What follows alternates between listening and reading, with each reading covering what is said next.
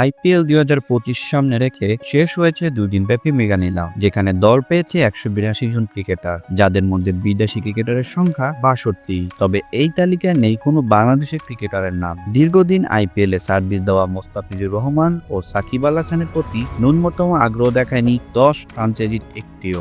ভারতীয়দের মধ্যে দল পাননি পৃথ্বী শাহ, শার্দুল ঠাকুর, সরফরাজ খানদের মতো ক্রিকেটাররা। সরফরাজ না পেলেও তার ছোট ভাই মুশির খানকে দলে নিয়েছে পাঞ্জাব কিংস। কিংবদন্তি সচিন টেন্ডুলকারের ছেলে অর্জুন টেন্ডুলকার প্রথম দফায় অবিকৃত থাকলেও পরে তাকে বৃত্তিমূল্য ৩০ লাখ রুপিতে দলে নেয় মুম্বাই ইন্ডিয়ান্স। এবারের আইপিএল এর নিলামে বর্ষিয়ান খেলোয়াড়দের তুলনায় তরুণদের দিকেই বেশি ঝুঁকছে ফ্রাঞ্চাইজি দলগুলো। স্পিনার কেশব মাহারাজ, আকিল হোসেন, আদিল রশিদ, মুজিবুর রহমানরা কোনো দল পাননি। নিলামে তাদের নাম উঠেছিল, কিন্তু কোনো দল তাদের নিতে আগ্রহ প্রকাশ করেনি। তারা অবিকৃতই রয়ে গেছেন।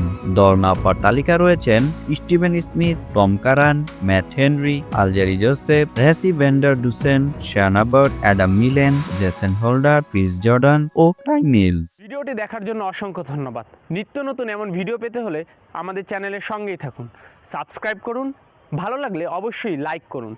ভিডিও সম্পর্কে যে কোনো মন্তব্য করতে পারেন আমাদের কমেন্ট বক্সে। ধন্যবাদ।